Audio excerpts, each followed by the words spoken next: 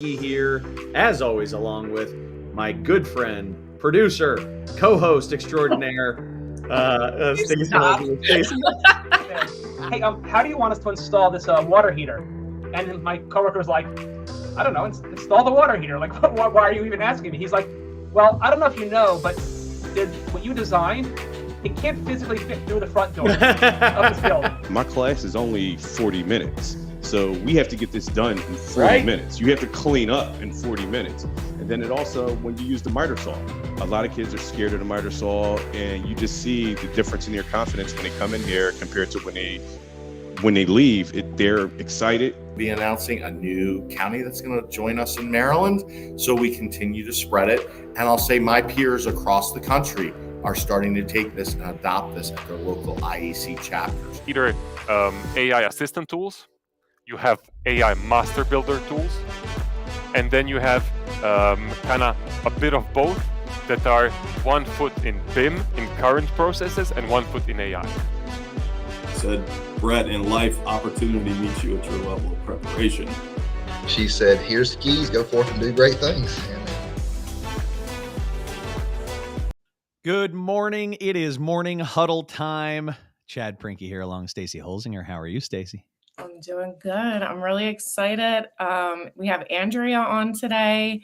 I'm meeting her in person on the February 28th with MCCEI for their big construction image symposium. I'm hearing really good things about the MCCE. What is it again? MCCEI. Yeah.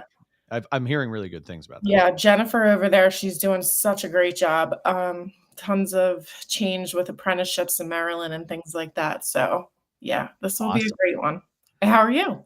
I'm doing great. Thank you. Yeah, I'm experiencing one of those kind of classic Maryland, snow days. Wink, wink, right? Like, oh no, everything's got to close. There's like snow coming down. I mean, it's not on the ground, but it's coming down. So we should. Yeah, totally. Yeah, my kids are stoked, and there may be a bunch of noise in the back. I know. I was just gonna say, if my son, I gave him directions today, but we'll see how that goes.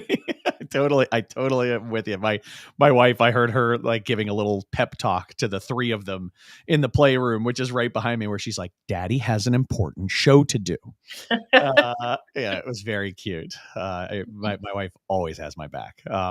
Well, so I wondered, Stacey, what's the good news in your world? What when you're like, what are you grateful for right now?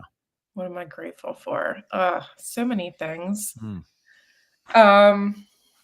Well, my family, of course, biggest supporters, and I just built up such a network. We were talking the other day, business development and networking, it doesn't happen overnight. It takes years of support and different trainings and just self-awareness about who you are and sticking to your values, having the same people surrounding you that complement those values, and then you can do great things. Wow. What about you? That's like a way more. Your answer is way better than my answer. I was going to be like, it's nice outside. No, that was awesome. That's really good. And I really do want to say, Stacey, I there's some depth in that answer that most people actually should pause and reflect on. I just did. I think that's a valuable comment that, like, being true to yourself and being consistent and being somebody that people around you learn how to trust. Mm-hmm. It's essential in your as a business owner or as a business developer, which business owners are small ones are business developers, right? So anyway, my good news in my world, I'm just reflecting on having such a cool group of people to work with. Both people who are inside well-built our company and people who are outside our company. But we've just, I did an event with me and two of our consultants a couple of weeks ago. And the whole time that I wasn't doing the work, but I was watching them do the work, I just kept on sitting back and being like, my gosh, I'm just so lucky to be able to hang out with these people.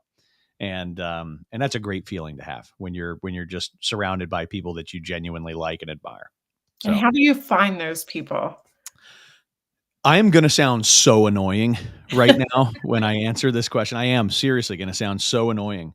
They have all found me. All of them have reached out to me in one way or another and said, like, I want to be a part of what you're doing. Whether they said that, in our first meeting, or whether they said that eventually, the people that are on our team have all come to us. Yeah, and that's the value of putting yourself out there. And a lot of people are afraid of that because they're in this vulnerable state. But, what you put out there, people are attracted to, or the right people for your team. Well, I was just going to say, yeah, it's because I think there are amazing people who have no interest in working for Well Built. Do you know what I mean? But like the right people for us are seeing what, and I really do think that the work that you and I are doing on the Morning Huddle helps to amplify that message for certainly for Well Built, and I know for you too. I mean, it brings you a lot of people that you're looking for. So, anyway, thank you for asking. That was a nice. That's a good moment. I want to introduce Andrea. Andrea is a past guest. Andrea is a friend. She's a friend of. I've built a friendship with Andrea afterward, and furthermore, she is actually like a strategic business partner for Well Built, where we bring Andrea and her group at Ambition Theory into our clients to help them become more inclusive organizations, to help to set women up for success, to help grow women into leaders inside their organization. And all of that stuff is what our experience has been with Andrea. Andrea, thank you so much for joining us today. How are you? Oh, thank you so much for having me back. I am doing great. Yeah? You're out in Denver and you're coming here soon, right? Yeah, I'm coming February 28th. And I know you said the acronym, so you didn't say the full names. It's the Maryland Center for Construction, Education, and Innovation for their symposium on February 28th. It's going to be awesome. What are you talking about? So I will be I'm actually taking everybody through our coaching methodology for the entire day. So Ambition Theory is all about taking action and implementation. So we're actually going to start people at the beginning with getting their mindset ready to learn and come up with new approaches. And at the end of the day, we're going to wrap it up with a breakout exercise where we find solutions and we figure out actions that we want to bring back to our companies. And in the middle, I'll be talking about my favorite topic in the world, sponsorship versus mentorship as a way to advance women and everybody so that they can have amazing careers within the construction industry. I want to dive in on that subject of sponsorship and mentorship for 2 minutes at the outset of this episode. You've been on before. That was the key focus of that conversation. And it's not going to be the key focus of today, but I do think it's such a powerful message. It's certainly made a difference in my mindset. And I'd love to have you give us a quick primer of what sponsorship versus mentorship looks like in your experience. So sponsorship is really about opportunity and exposure based. Mentorship is advice and preparation based. And quickly, it's how it shows up for men and women is different. So we use the word mentorship to describe all of this. So when you're getting mentored, you're getting advice, you're hearing stories from that experienced person. And at the end of the day, it's up to the mentee to figure out how to apply all of this amazing advice. So you have to find the opportunity alone. In a sponsorship relationship, and we usually call this mentorship in our words. Right. It's really about, creating that opportunity together. So it's that person inviting you to the meeting, letting you speak. And if you think about who is going to advance faster, is it the person preparing, or is it the person given that opportunity and they can learn as they go? And what we found in our research that we did with the National Center for Construction, Education, and Research is that women experience sponsorship half as often as mentorship. And so if advancing women is something that we want to do in this industry, shifting your mindset from one of advice and preparation, I don't want her to fail, I want her to be ready when the opportunity comes, to I see this potential in this person. I'm going to put them on this stretch project. I'm going to give them this opportunity. And, as their sponsor, I am there to make sure it's successful. I am not setting them up for failure. If something goes wrong, I can step in, use my relationships, use my expertise to really make sure things are moving forward. And that's the difference. And it is, of all the tools we teach our clients, that is the one that gets the best results. Yep. That makes all the sense in the world to me. And you're exactly right. I conflate those terms just like everybody else, I think, to mean the same thing. But there is a marked difference between giving advice to somebody and actively helping them to advance in their career.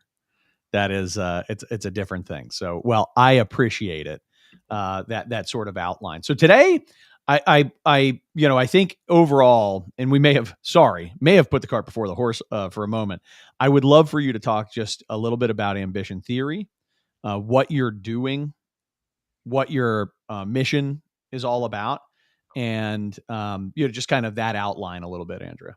Yeah, so we are a leadership development company, and our focus is on helping companies to create work environments where women and everybody can thrive. And we're about helping companies advance women into leadership roles. Awesome. And how do you do that? So we do it. It's actually really cool, and it's a bit different than when we when I came on the show. I think it was almost 2 years ago. So our signature program, it's called the Leadership Accelerator Program. We've been running this for 5+ years, honing it down, really understanding like what does it actually take to advance women in this wonderful industry. And we take the approach. It's not really about confidence building. We do have a part of the course does cover that. It's about understanding your personal brand, your values. But the big thing where we spend a lot of our energy is really like, how do you navigate this environment? And we take the approach that kind of, if you assume that the world is equal, opportunities are given out equal, merit, trumps everything, that women are going to hit obstacles. It's nobody's fault. There's no one to blame. It's not men versus women. It's just the reality of where our culture is in our society in 2024. So we take the approach of like, we expose the elephant. We recognize that it's there. And once you recognize that it's there, you can be really strategic about moving around it. Whereas if you pretend it's not there, it's like, you're just going to keep hitting those barriers and you're going to get really frustrated. So that piece, we really help women, you really like navigate those politics, build those relationships, find sponsors. And that's a big chunk of our course. This second thing that we do, which is relatively new, and this is kind of over the past year and a half, is we work with companies on that culture perspective. So it's really educating everybody in the company that, men and women lead differently. It's not that women are better than men. It's just different. It just is. Women are more transformational. So that's relational, collaborative. Men are more transactional. And this is data-based, not my opinion, more kind of like of that top-down approach. And in construction, the cool thing about this, you need both styles. And so that when you understand there's different styles of leadership and you can lean into different sides of the spectrum, it's really empowering for people to understand. And then the second piece is we really just teach everybody about what are the obstacles, like what are the things that are holding women back from advancing at the same rate as men. And the response has been so positive. Like it used to be like 2 years ago, I would go to talk at conferences, only women would come up after, kind of talking about how excited they were about these concepts. But now men are the ones first in line to say, you know what, that's a new idea. Like nobody ever explained it to me before this way. And I'm actually excited to take this back to my company. So that's how we do it. We do it at conferences and within companies. Yeah. And I want to circle back to this idea of what exactly has changed in our landscape and what is changing in our landscape. But before I do, I just want to emphasize that what Andrea and her team are doing is, I think, from our client's perspective, looking at how are we set up today and what are the elephants in the room. Mm-hmm. And it is not a finger pointing exercise. It is not a like you said, there's nobody at fault here. This is just kind of the state of affairs. So let's start there. And I find that that's a very, very approachable place for people to come from. And so along those lines, with what's changed and what's changed and what's changing in our landscape for women in construction, one observation that I sort of have is that the men I know are less, I'm going to say, defensive about the topic than they were 5 years ago. And it's a little bit for whatever reason, they feel a little bit less under attack with the idea. Like I'm not doing anything wrong.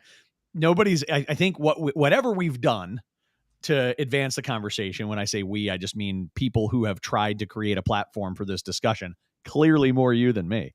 But whatever we've done to advance this conversation, what we've, I think, also done in that process is done a really good job of not accusing people of things.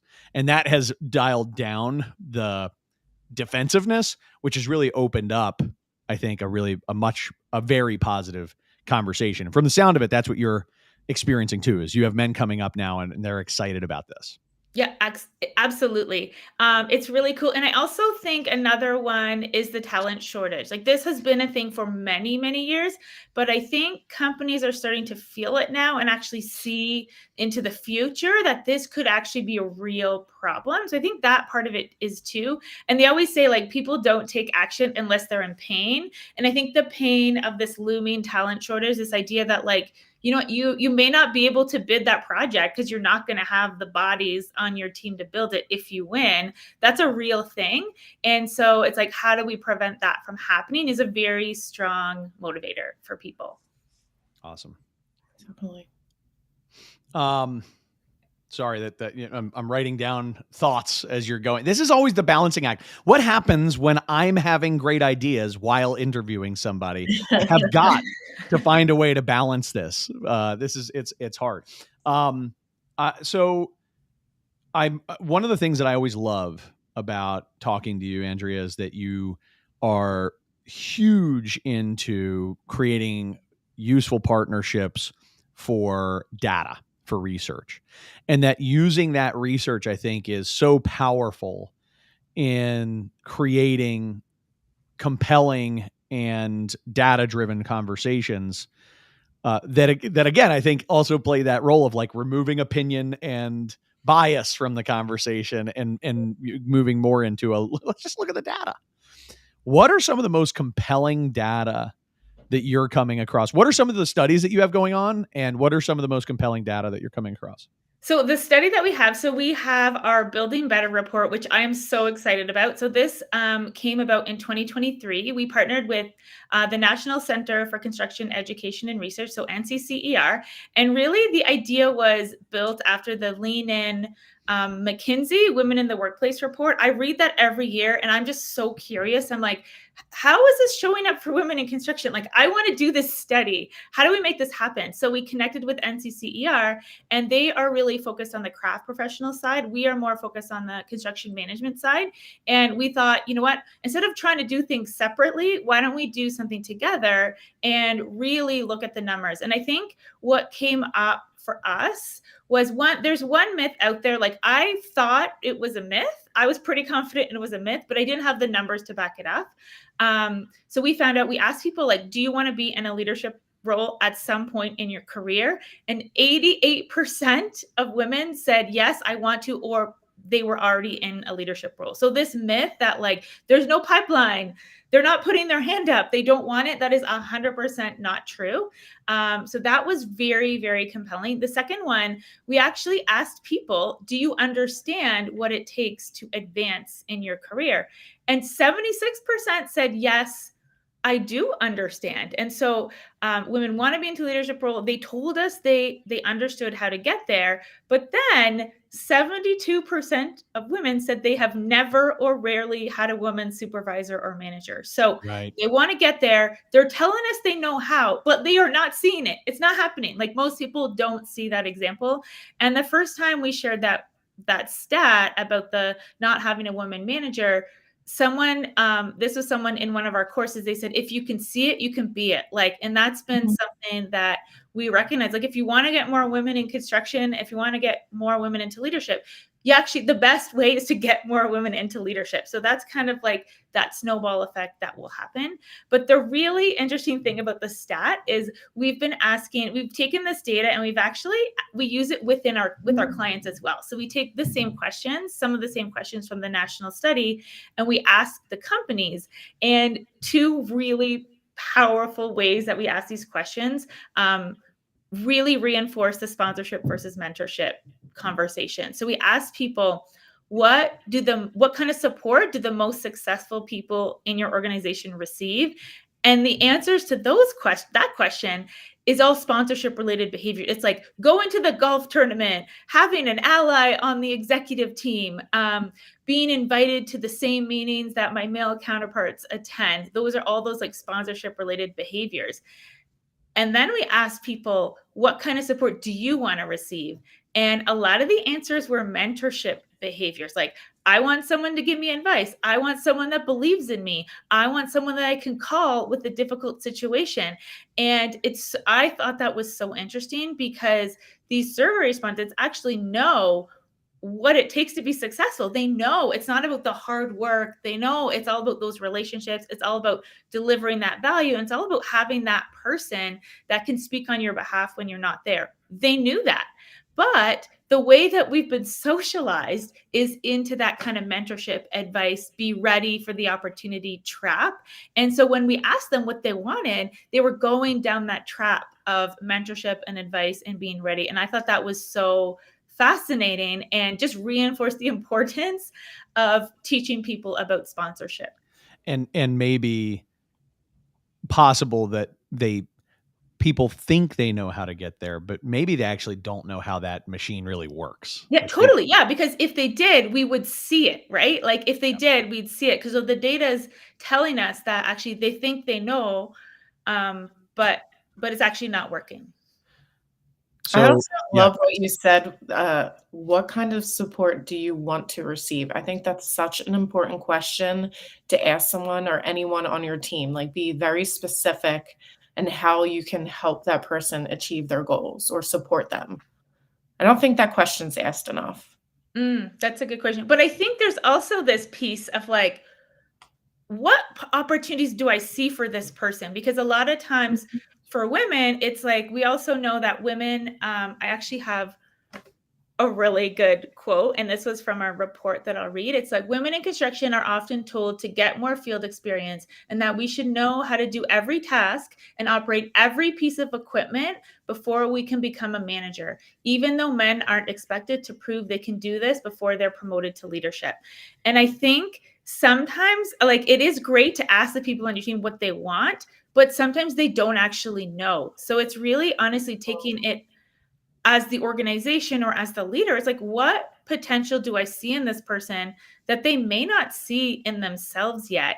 And how can I find that stretch opportunity for them and push them out of their comfort zone when they're not ready? Because the way that women have been socialized, raised, expected to behave is we wait until we're 100% qualified before we put our hand up. Whereas the reality is we need to be actually doing those things before we're ready and learning it that way. And that's how you advance. So there's this fine balance of listening to what people want and then actually knowing what it's going to take. What they need.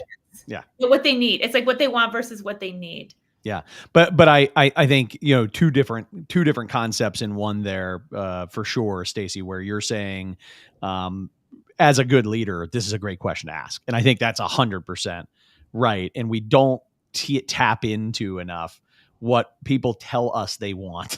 We more just kind of, as bosses, as leaders, we just kind of guess. Right. People should like this. That would be good. Yeah. I'm doing it. I'm realizing as you're talking, I'm like, I probably should ask that question. I feel like I don't know. We'd have to, let's survey the well-built team. Would you? Let's do that. But I think the other piece of this is having the awareness, if you are in a leadership position, that people don't necessarily know what to ask for. and they actually do need to be thrown a little bit into, I'm not going to say the deep end, right? Like, cause that suggests that they're going to be without support. But what I do mean to say is that you push people out of their comfort zones and that you get them into situations that they wouldn't otherwise volunteer for, because you know that that's fundamentally what's going to be necessary to get them to the next level. And you can't wait until they're all the way ready to do that. That's just not the way it works. Yeah. And the cool thing, that one thing that like you didn't mention, is that you're in it with them. Like your skin is in the game too. You're putting them on a bigger project that a size that they've never worked on before. And if they screw up, you are going down with them. So it's like that mutual skin in the game, because and then if they do a great job, you look great too. And people don't like this aspect of sponsorship. And I keep bringing it back to sponsorship because it's such a powerful topic, but people don't like this idea of the mutual benefit. It's always like they want to do it out of altruism, good altruistic motives. Like, I just want to support women. I don't care about getting anything out of it, but that's not sustainable, right? And the beauty of sponsorship is that, like, when you're bringing people along with you, you win too, and actually helps you advance your career. And I think going back to what you said, Chad, at the beginning about men wanting to have these conversations, because I think the conversation before was like a either or, right? It's like, we're going to advance women at the expense of men. Like, they're taking our jobs, they're taking our positions away. But the reality is it's a win-win. Like, you can win too, right? It's like absolutely everybody wins. And that's the approach that we take. And I think it's a little bit different than kind of how the conversations have gone in the past. I can't help it. I have to say this. I have met so many terrible managers. So many terrible managers. I've also met some amazing managers and leaders, right? But there is enough crappy management going on out there that an overall upgrade, like, it's not as if there's just this line of amazingly qualified construction leaders just ready to go. And you can't push these women ahead of all these people. We need more competent leadership. And I really do think, agreed, it's not a fixed pie. There's lots of opportunities. There's opportunity for everybody. Furthermore, we have a gap. We have a problem today in construction leadership where there are a lot of foremen who suck, and supers who suck, and PMs who suck, and I can keep going, right? There are a lot of these people who suck on the management side of things, on the leadership and people management side of things. We're not at any risk of pushing out great people in those roles because we're trying to advance women into those roles. And I think you brought on another point, and this is like another piece of the puzzle, which is the transactional versus the transformational leadership. And today, especially with the younger generation, they want a sense of purpose. They want to feel like they're contributing. They want to like understand what they're working on. And so you have kind of a bunch of things going on, and the model for construction developing leaders has been like really on the transactional side. So if you look at construction leadership courses, it's like how to give feedback, how to manage a budget, how to give difficult criticism. It's really teaching people those transactional skills, like you're the boss, and it's that top-down approach. And not everybody responds to that. So the transformational skills, like understanding what motivates those people, inviting them into a vision, challenging them to contribute from a place of strength, those are all transformational leadership skills. And they haven't necessarily been taught to anybody in the construction industry. And the beautiful thing about this opportunity is research shows, this is not my opinion, women veer more towards the transformational side naturally. So they have these skills inside of them, but no one has shown them how to leverage them within the industry. Most 72 have never seen a real life woman leading in their company. So they've never seen like a walking example of like, this is what it could look like. This is how you do it. And so I think that's a huge opportunity for everybody to really lean into that side of the leadership spectrum and bring that back to their teams. I love it. Couldn't agree with you more. All right. I want to pause here to thank our sponsors and give some recognition to the people who are helping us to spread positive change in the construction industry. Number one, I want to start with Marsh McLennan Agency. This is a soup to nuts, all of your insurance and bonding needs, anything you could imagine. They really do specialize in the mid-sized contractor, small to mid-sized contractors, even large-scale contractors. But they are really well designed to meet the majority of our audience right where they are for their insurance needs. So please take a look at Marsh McLennan. Next is Sandy Spring Bank. This is a wonderful group of regional bankers who are based in Maryland and do an incredible job of being business partners and solution providers for their mid-size, small to mid-size contractor clients. Kate Lawrence at Lawrence Law. Kate and her entire team are really well versed in what it takes to support contractors with all their legal needs. Please give them a call. They're just awesome people to hang out with as well. So you're not going to regret that call. And then lastly, we have Katz Abosch, which is an accounting firm also based in the region where Stacy and I are based, and do a fantastic job working with a contractor client base to help them with their tax, their audit, and more, along with being real well-informed business advisors for contractors. And that's why all four of these are our sponsors. Is what they do is truly just focus. They have teams that focus really heavily on this audience, which is the small to mid-sized contractor business owner. So thank you guys for your support. All right, so I want to. Sorry, Stacy. I had the feeling that you had a question right before I went away to sponsors. Oh, I just had a quick question. If Andrew, you wanted to share a story of anyone that's been through the program. Yeah, I'll share a couple because it's really powerful. Like what can happen, and I'll focus ones that are in the Baltimore, DC area because we work with a lot of clients in that area. So one, they took our Leadership Accelerator program, and how we met this client was like their company was really invested in leadership development. Like everybody on their leadership team had coaches. This one woman, they're like, yeah, you need to get a coach. Like, this is what you do. Like we wanted to invest in you. We want you to be here long-term. We want to stretch you. We're going to get you a coach. And the leaders, the coaching company that they were working with, they only had coaches that were men. And she said, no, I want a coach that's women because it's different. And you know what? The company didn't really understand. This was a couple of years ago. We weren't having conversations like this. And they're like, okay, fine. Go find yourself a coach that's a woman. We'll pay for it. Great. And so she came to us. And so she joined our Leadership Accelerator program. And something really, really interesting happened. So we have a feedback assessment. We call it Your Leadership Brand, where we're helping people to see their strengths. And we get feedback from the people that they work with. And I'm rating her survey, and what's coming up is I was like, oh my goodness, she's totally facing the double bind. And so the double bind is based on research that we did in 2021. We asked women the feedback that they get about their leadership skills. So 78% have been told that they need to be more confident, but 70% have been told that they need to be less bossy. So it's like, how am I supposed to act? Like, you're telling me to be more confident. Then I go out and I'm assertive. I'm giving direction. I'm telling people what to do. And then you're complaining because I'm too bossy, or maybe another word that starts with a B that isn't as flattering. And so I'm reading her feedback assessment. I'm like, wow, this is really, really harsh criticism. And I had a relationship with the leaders in this company. So I'm like, I don't know. I'm like, I'm this person's coach. Like, how do I serve this person? Like, how do I serve them? Because coaching is all about serving your client.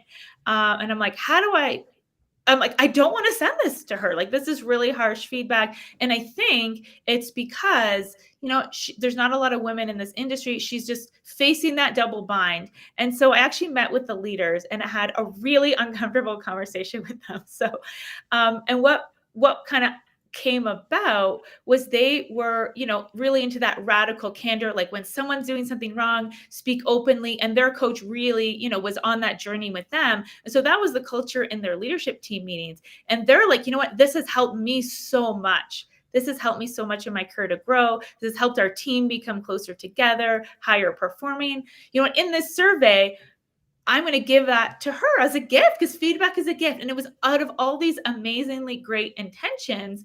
And I'm like, actually, let's use this as an educational opportunity. Like, this is the way that I interpreted it, that here's the double bind. And the reality is, as a woman, you do get this different types of feedback. So then I challenged them back. I said, what would happen if we just focused on this person's strengths. And they're like, okay. And we didn't end up redoing the assessment, worked with the client to really kind of dig through that feedback to find those areas of strengths. They started doing them. So leaning into their transformational side of leadership, building those relationships, building the team up. And this was a safety person. And I think there's this stereotype of safety people coming on site, and it's like, you did everything wrong. Totally. Yeah. It's hard to be a well-liked safety person. Exactly.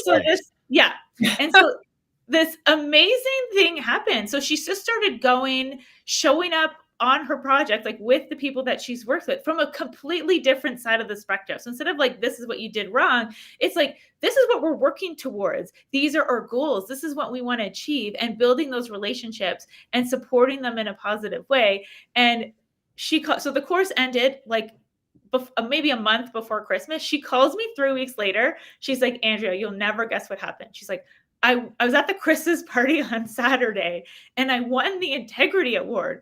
I'm like, what? I'm like, explain. So at their company, they have this award that employees vote for, and management actually doesn't even know who wins. So it's nominated by employees based on behaviors. And she's the one that won because of the impact that she was having on all of these people in the company, because she was leaning into her transformational leadership skills. And kind of the cherry on top was kind of that awkward conversation that I had when we received that feedback turned into this beautiful journey of personal development and advocacy from that leadership team, because no one ever explained this to them before. Like, they never had the opportunity to, learn about these elephants in a non-judgmental way. And since then, they've been learning, they've been sharing, it's just kind of like been this next level of growth for that leadership team as well, because they had this opportunity to learn, and no one had offered it to them before. Man, that's awesome.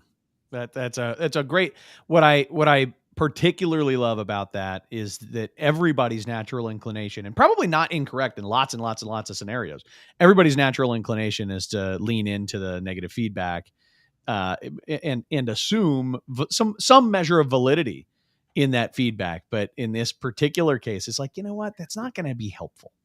This is, it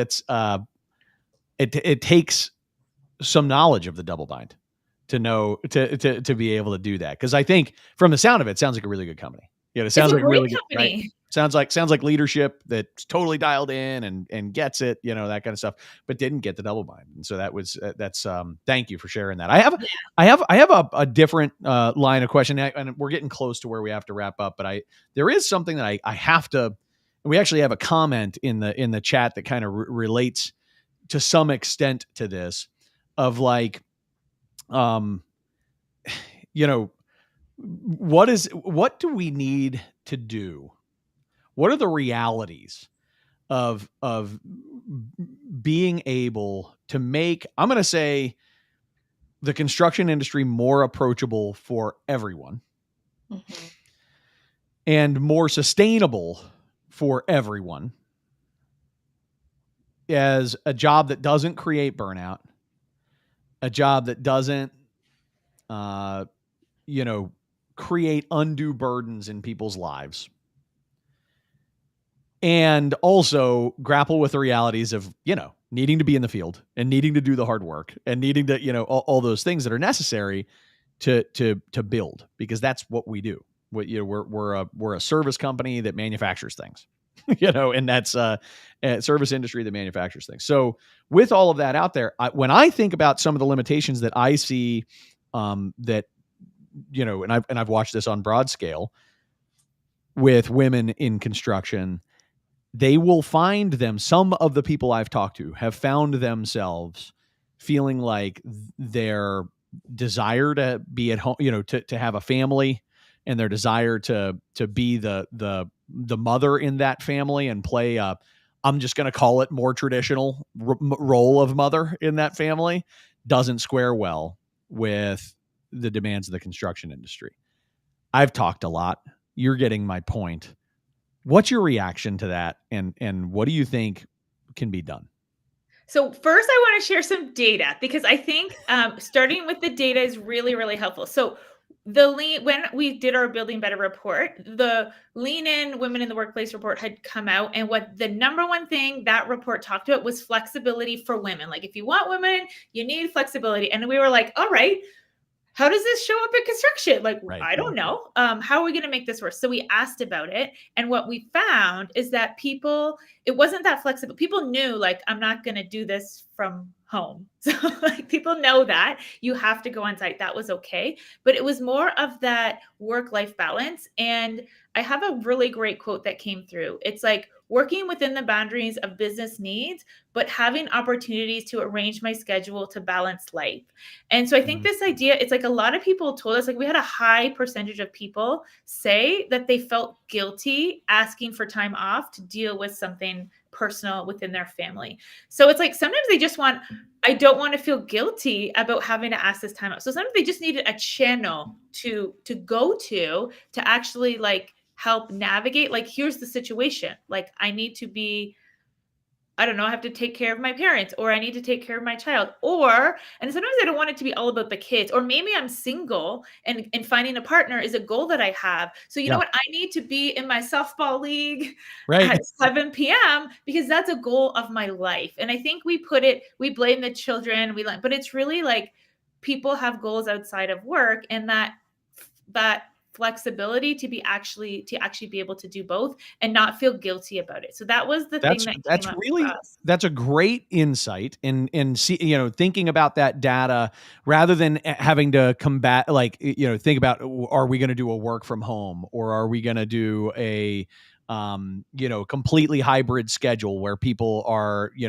able to kind of come and go as they please, or, like those types of things become, I think, non-starters. They're really difficult conversations for the construction industry for a whole bunch of reasons that we don't, that's a different episode. But I think this idea of, can we create a more flexible environment? The answer to that's yes. The answer is definitely yes. To what degree? Exactly what does flexibility mean in your business as a general contractor, as a trade contractor, and how do you have to lay that out is going to be somewhat different. But I will comment on something that I see as a common trend in what I will just overall say male-dominated groups, okay, is that and I don't know if this is the same in female-dominated groups, because I have had zero exposure to that. But in male-dominated groups, I have seen there's a overwhelming culture of being a workaholic, being a plus. That is something to strive for, right? On these teams, it's a cultural, like, yeah, that guy's in. And if I had $1 for every time I said, when's the last time you were in on a Saturday, right? Like that kind of stuff. Like, it's meaning being in on a Saturday is that's how you show you care. And that's how you show that you're committed to your job, right? In these types of cultures, that's really, really common. And I think, do you find that the companies you work with also, while grappling with their culture toward, creating an awesome place for women to thrive, that they also grapple with their culture toward being a workaholic? Yeah. So there's something that has come up, and this has been with our work with companies, is this, a lot of companies are like, okay, we want women in the field leadership. We want women in field leadership. But there's this perception, this has come up with multiple companies, that in order to be a field leader, you need to know how to do every single job on that site. Right. So it's really heavy on the transactional leadership. Like, that's the style that is rewarded, right? Like, you've put in your 15 years, you've done this, this, this, and this. So if someone's not there, or you need to step up, you can go in and do it for them, or you can show them how to do it. So it's a completely different it needs to be a mind shift, because it's like, okay, you're rewarded because you put in 14 hours because you were there telling them how to do it, versus how often have you empowered your team to solve the issue on their own, or how often have you encouraged people to really step up and give to the plate. And we have a case study in our Building Better report about a company who actually tested this. So there was a woman, she was like a very, very senior level woman. She had young children, and it got to the point where she's like, I'm done. like, I can't handle this Yep. anymore. Like, it's not working for me. So they didn't want to lose her. So what they did is they really tested this out. So what worked really, really well is she set really strict boundaries. So she's part-time. She works a limited schedule. And what she has is she set in really clear boundaries with her team. So her team knows, like, she is there. She is in charge. Like, she is not going to let them, you know, she's not going to let them, you know, screw things up or like blame them if Right. something goes wrong. She is there, and she has really strict boundaries. That's like, you know what, send me an email in the evening and I'll get back to you in the morning when I'm back on working. But they know 100%. If it's a real emergency, they call her, she answers, she's on site at 3 a.m. Like, Right. that's the boundaries that she's been able to set up.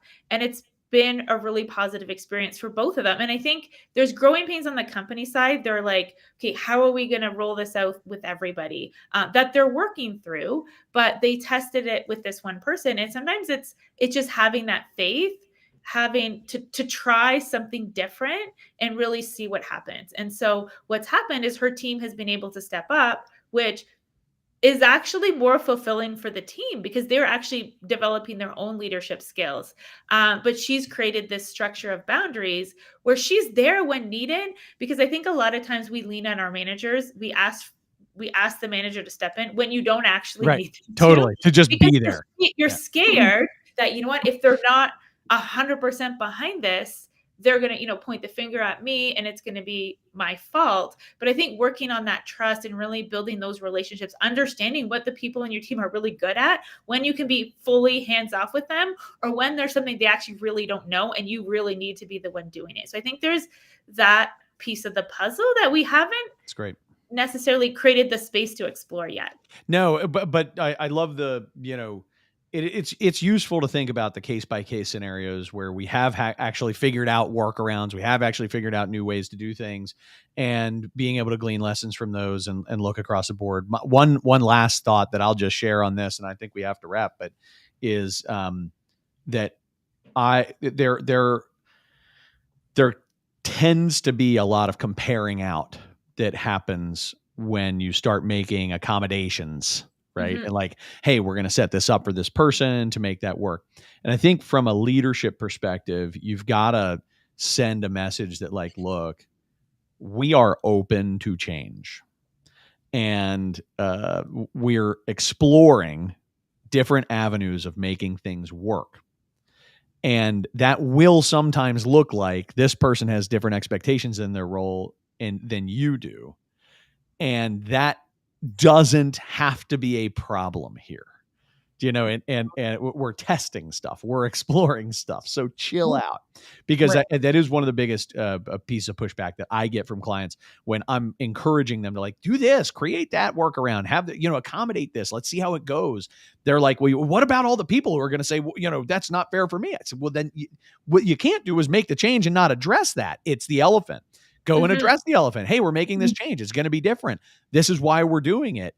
You know, we have to be open-minded, and I ask that you be too. And when they lead with that, it kind of like pre-squashes the comparing out thing and like, Yeah. that's not fair, you know, Because kind of. it's really that scarcity mindset, right? It's Totally. like, if they get it, I can't get it. But the abundance mindset is like, if they can figure that out, I can get that too. Right. Oh, I could be at my kid's soccer game every single week. Right. Wouldn't that be amazing for you too? So you don't have to be that. Like it's one of those things where it's really that above the line versus below the line approach. Thinking, yeah. And I think when we go in with all those negative expectations, of course the outcome's going to be negative, right? Yeah, but if you totally. approach it from a place of curiosity and abundance, it's, you know, it's a win for everybody. We need more leaders like that, Andrea. That's what we do all day. So thank you so much for joining us. I can't wait to see you again soon. Hopefully I get to see you when you're in town. And if you're not signed up to go on February 28th, do go and check that out. Yes. All right. Awesome. Thanks, Andrea. Have a great day. Thank you for joining us. Nice seeing you. Thank See you you. soon. See ya. Bye. Stacey. Hi. That was a good episode. I love Andrea. I could literally talk to Andrea all day. I have, in fact, talked to Andrea. We've had conversations where I'm like, I really have to go. I can't believe how long we've been on the phone. Yeah. I really enjoy her insights and overall her energy. So great to have her on. Wow. Stacy, what's going on next week? What's happening? So I think you had a pre-discussion, right? We're going to talk about the 2024 economic outlook on Tuesday. Yeah, that ought to be scary. Yes. Well, I don't know. Did you speak with him yet? Be afraid. Be very, very afraid. Oh, great. No, I'm joking. I'm joking. So we have Naladri on. He's just a brilliant guy. Everybody's going to enjoy his perspectives and insights. He's very similar to Andrea, like hugely data driven, and will be coming to the conversation with, here's what has happened in the construction economy, here's what's currently happening in the broader economy, and then here's some of the impacts that you may be able to predict in the construction economy based on some of those broader economic trends. Overall, I'm joking. Definitely not, terrifying news. But look, it's just like 2022 and 23 in particular. Just like 2023, depending on where you are in the country, what types of projects you work on, and what trade you're in, it could be a pretty bumpy year in 24 and frankly in 25. So we'll talk about where to try to position yourself to minimize the damage. Bumps. Yeah, exactly. So yeah, do come and check us out for that. And reminder to everybody to go to the www.themorninghuddleconstructionshow.com and make sure that if you're not, sign up for our newsletter. Every week, you'll be updated with clips and links and how to sign up for the upcoming episode live and all that kind of stuff. And also, just a reminder for those of you who are catching us live for the first time and thinking, "Man, I can't always be here live." Not to worry, you can catch us on Apple and Spotify and Amazon podcasts and so on and so forth. So be sure to check us out on all those recorded platforms. Okay. Thank you, Stacy. Thank you. Have a great day. You do the same. See you soon. Good day. Bye. See ya.